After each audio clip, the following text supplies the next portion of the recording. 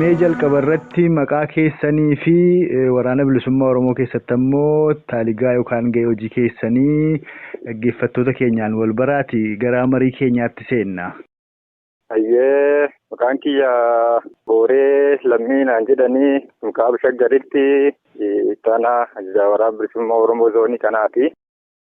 Hayyee gaa horaa bulaa mee jalqaba waanuma koreen teknikaa suni bakkoota garaagaraatti taasisan irraa jalqabna. Gara kaaba shaggar kana dhufaniiru koreen teknikaadhaa waraana bilisummaa Oromoo hiikkachiisuuf mooraatti galchuuf socho'aa turan yoo dhufan ta'e yoo deebi'attamii deebiftaniif gara keessanii miseensi waraana bilisummaa Oromoo akka isaan jedhanitti dogoggoree yookaan gowwoomee galee jira laataa? Jaaroliin koree teknikaa akka koree nam 72 sunitti filatamellee namni kee jiru namoota muraasaa ta'anii malee jaaroliin itti daddabalamanii akka nama muraasaa sadarkaa aanaa fi gandarraa itti dabalamee abbootiin amantaa fi namoota tokko tokko kan nu dubbisanillee ni turanii. Haa ta'uti immoo jaaroliin nu dubbiste suni jaarolii fayyaaleeyyii hubannoo siyaasaallee hin qabne akkuma Oromoo tokkootitti jaalala qabsoo fi waraana bilisummaa Oromootirraa qabaniif haalli mootummaan keessa yeroo sun turetti haala sodaachisaa itti fakkaatee waan hubatanii fi isin miidhuu danda'anii waan jedhuuf dhumnee isin dubbifnee jedhanii nu dubbisanii nuti illee haala yeroo suni jaarolii sun waliin haasofnee mootummaa waan sirreessuu qabu akka sirreessu itti himnee sanuma fudhatanii nu biraa deebi'anii jechuudha. Ayyeega. Obbo Jawaar Mohaammed tibba kana waraanni bilisummaa Oromoo waan tokko bosona taa'ee akka inni bu'aa hin buufne dubbata. Obbo Baqqalaa Garbaas immoo torbee lama duranatti fakkaata. Yoo bultiin 30 nuuf kenname waraana bilisummaa Oromoo afaan ni galchina jedhee akka inni miidiyaa irraa baannataa ture dhageenye. Haala amma Oromoof Oromiyaa irratti deemaa jiruu fi duguuggaa sanyiidhaa saboota ollaa mootummaa koloneeffataan impaayera Itoophiyaa koloneel Abiyyii faan hidhachiifamaniin Oromoo obbaasaa jiraniif raayyaan ittisaas Oromoo obbaasaa jiru kanaaf kan warri kun dubbataa jiran attamitti wal bira qabdanii ilaaltu maaliif godhamaa jira isinitti fakkaatame sana irratti yaada keessan nu qooda. Egaa achirratti gama jalqabaatti irratti wanti jechuu barbaadu waraanni bilisummaa Oromoo uummata Oromootiif bu'aa buuse moo bu'aa hin buufne ka jedhu sun murtii uummata Oromootiif beekaa san murtii uummata Oromootiif dhiifnaa waan Jawaarii fi Baqqalaan dubbataniidhaan murtaa'u osoo hin taane waan uummati Oromoo murteessu waan taateef kana galasumatti anniisaa yaa taatuti waraanni bilisummaa Oromoo kaleessa illee nagaa barbaadaa har'a illee nagaa barbaadaa. Qawween har'a nuti dhukaasaa jirrulleen kakaleessa dhukaasaa turrelleen nagaa uummata Oromoo barbaaduudhaaf nagaa uummati Oromoo sirna gabroonfataa mootummoota dabareen wal darbanii impaayera Itoophiyaa kana bulchaa turaniin dhabe ta'anii afaan qawweetiin deeffachuudhaaf qabsootti jira. Qabsoon tuni har'a uummata Oromoo maraan gaggeeffamuutti jirti. San murtii uummata Oromootu beeka.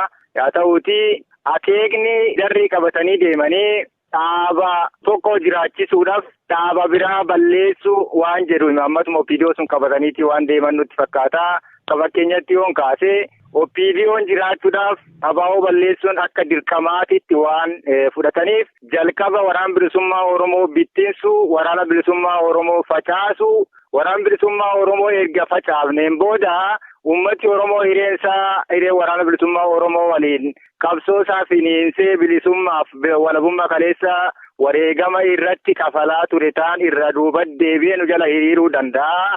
Akeeka jedhu ta'an qabatanii deemanii jarrilleen tana milkeessuudhaaf waan deeman fakkaata. Waan uummata Oromootiif naanii uummata Oromootiif nagaa buusuudhaaf waan hojjetanillee wanni mul'atu qabxiin jirullee ni jiru.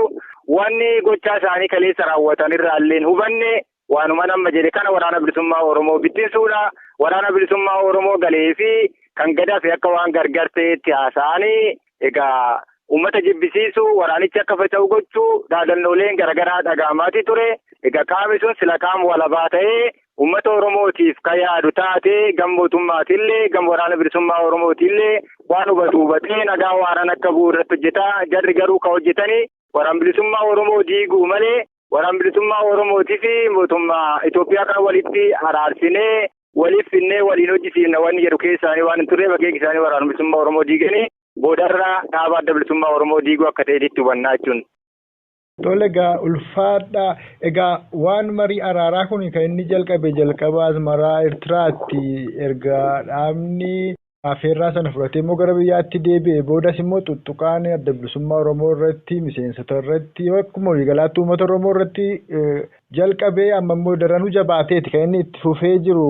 Haa ta'uti waraanni bilisummaa Oromoodhaa yeroo garaagaraatti yeroo dubbifnutti nu kallattiidhaan barbaannee lolaa raayyaa ittisa impaayera Itoophiyaa irratti banaa hin jirru yeroo isaan nu adamsanii nu obbaasuudhaaf dhufan.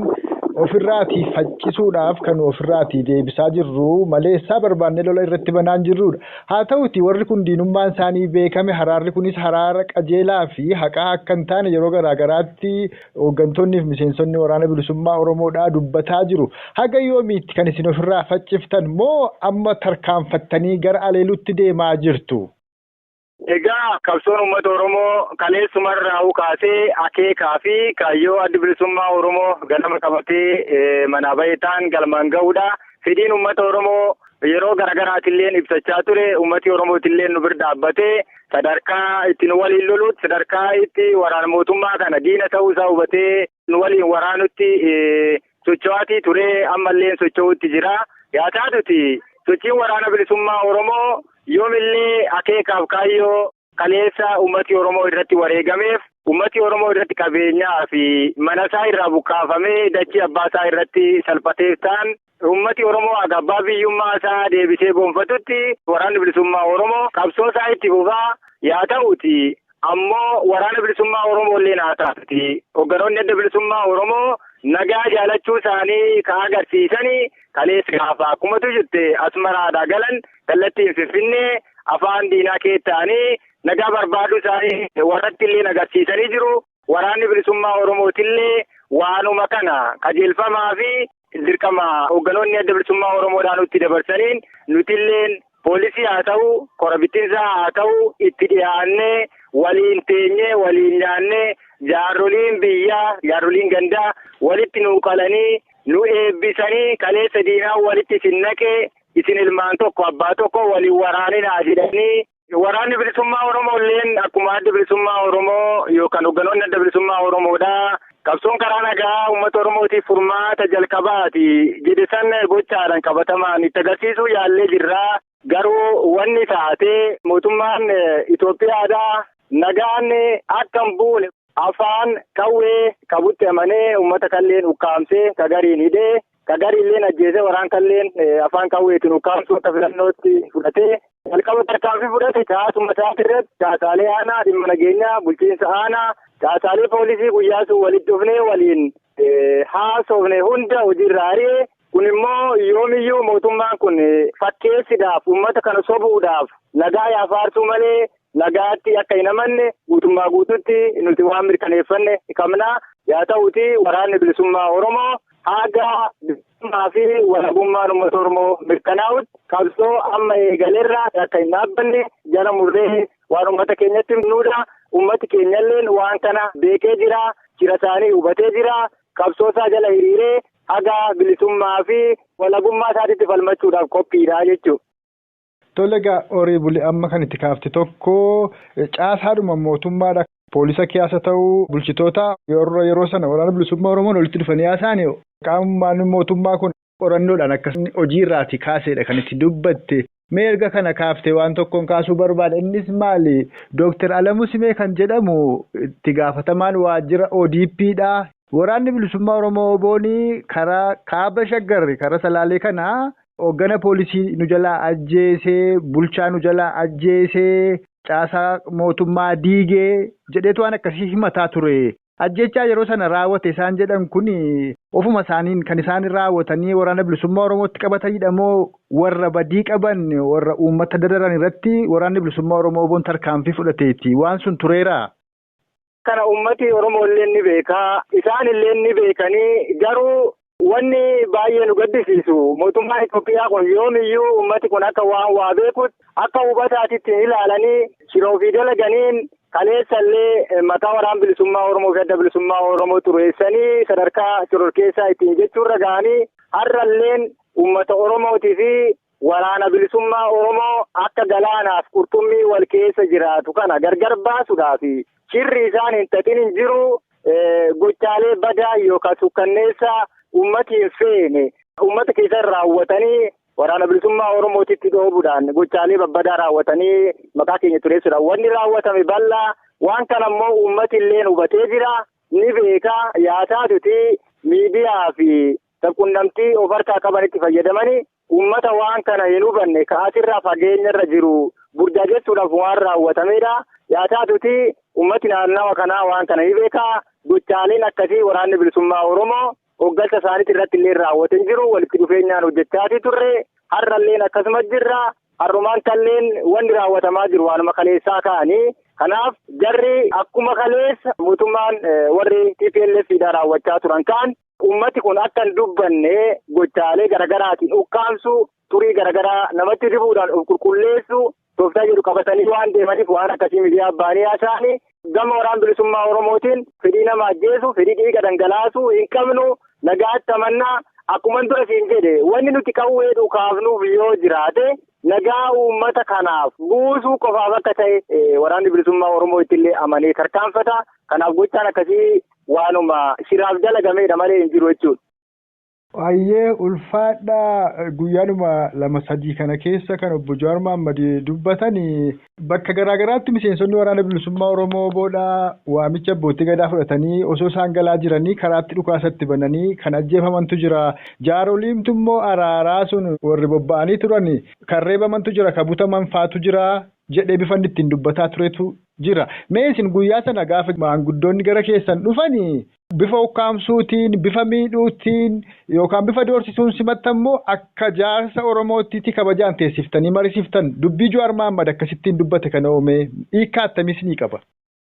Egaa kuni jalqabumarrayyuu akkuma dura jedhe dubbiin dubbii shiraa waan taateef wanni akkasii waan bal'aatu haasa'amaa ture yaa taatuti jaaroliin gara keenya dhufte dhiiroo garam jirtanii isinitti dhufuu barbaannaa ilmaan teenya isin dubbisuu barbaannaa jedhanii jennaan itti deemnee jaarolii sun fudhannee gara lafa isaaniif aanja'utti itti siqnee waliin haasofnee waliin boonyee nu eebbisanii jiraadhaa wanta nama mootummaan kan nu deebisu taate gaaffii teessan itti siniif dhiyeessinaa jedhaniif ilaaf ilaameedhaan akka abbaaf ilmootitti wal dhaggeeffannee waliin mari'annee gargar yaane akeekni jaarsa ukkaamsinuuf illee hin jiru akeekni abbaa gadaa bunnuuf illee hin jiru gochaan akkasii nu biratti illee hin raawwatamne tariitikaa akkuma dura siin jedhe sagantaan isaanii sagantaa itti nu tureessuu fi nu dhiiguuti waan taate wanni akkasii sun dubbatamaa ture garuu nuti bifuma abbaaf ilmooti waliin mari'annee wal eebbifnee wal dhageenyee gargar yaane jechuudha.